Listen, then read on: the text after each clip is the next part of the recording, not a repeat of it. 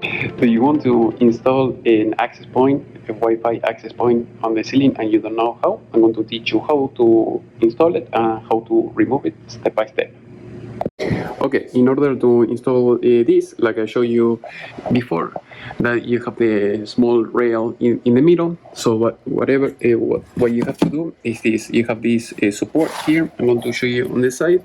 So you have to push this down. You have to push this down and this down as well, and then you're going to twist it, and then you're going to be able to remove it.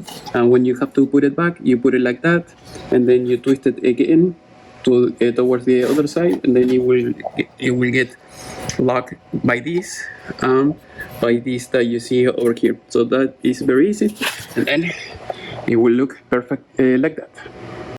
All right, as you can see, it's the rail in the middle. You have to connect the cable, the PoE cable. I mean, everything is Ethernet, is PoE, power over Ethernet. So that way is powered.